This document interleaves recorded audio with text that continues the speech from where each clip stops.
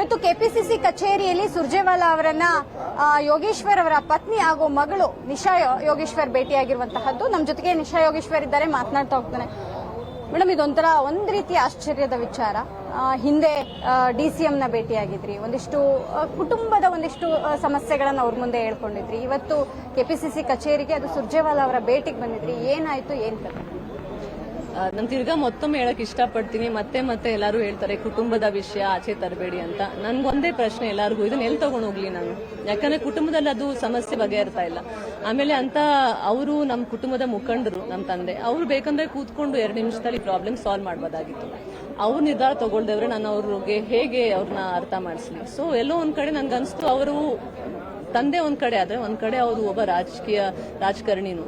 So ಅದಕ್ಕೆ political ನಾನೇನು ಮಾಡಕ್ ಇಷ್ಟಪಡಲ್ಲ. ಬಟ್ ಎಲ್ಲೋ ಒಂದ್ ಕಡೆ ಅವ್ರ ಲೀಡರ್ಶಿಪ್ಗೆ ಅವರ ಈ ಒಂದು ವಿಷಯನ ಮುಟ್ಸ್ಬೇಕು ಅಂತ ನನ್ಗೆ ಸರಿ ಅಂತ ಅನಿಸ್ತು. ಯಾಕಂದ್ರೆ ಎಲ್ಲರಿಗೂ ಗ್ರೌಂಡ್ ಲೆವೆಲ್ ಅಲ್ಲಿ ಗೊತ್ತಿರುತ್ತೆ ಯಾರಿಗ ಅನ್ಯಾಯ ಆಗಿದೆ, ಏನ್ ಸತ್ಯ ಅಂತ.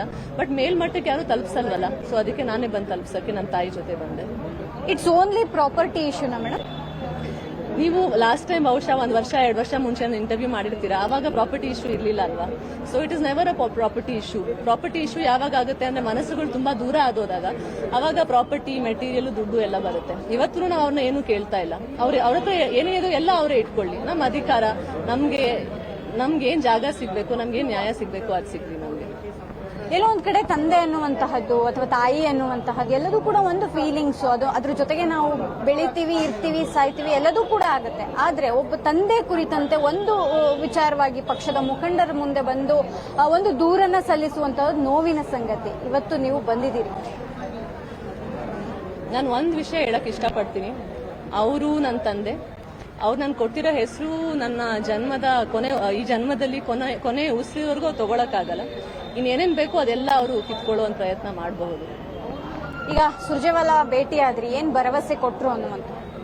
ಅವರ ಹೇಳಿದ್ದಾರೆ, ಅವರು ಮಾತಾಡ್ತಾರೆ ಕರ್ನಾಟಕದಲ್ಲಿ ನಾಯಕರ ಜೊತೆ, ಇಲ್ಲಿ DCM ಜೊತೆ ಮಾತಾಡ್ತಾರೆ, DK ಶಿವಕುಮಾರ್ ಸರ್ ಜೊತೆಲಿ, ಹೋಮ್ ಮಿನಿಸ್ಟರ್ ಪರಮೇಶ್ವರ್ ಜೊತೆ ಮಾತಾಡ್ತಾರೆ ಅಂತ. ಯಾಕಂದ್ರೆ ಅವರು ಒಂದ್ ಕಡೆ ಡಿಸ್ಕಷನ್ ಮಾಡ್ಲೇಬೇಕಲ್ವಾ? ಬಟ್ ಸಮಯ ಕೊಟ್ರು, ತುಂಬಾ ಆರಾಮಾಗಿ ನನ್ನ ಮಾತುಗಳನ್ನ ಕೇಳಿಸ್ಕೊಂಡ್ರು. ಅವ್ರಿಗೂ ಅರ್ಥ ಆಯ್ತು ಚಿಕ್ಕ ಸಮಸ್ಯೆ ಅಲ್ಲ ಅಂತ.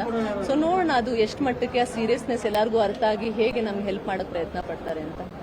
Thank you so much. ಇದಿಷ್ಟು ನಿಶಾ ಯೋಗೇಶ್ವರ್ ಅವರ ಮಾತು. ಕ್ಯಾಮರಾಮನ್ ಜೈರಾಮ್ ಜೊತೆ ದೀಪಾ ಕುಕ್ವಾಡ, ಪವರ್ ಟಿವಿ, ಬೆಂಗಳೂರು.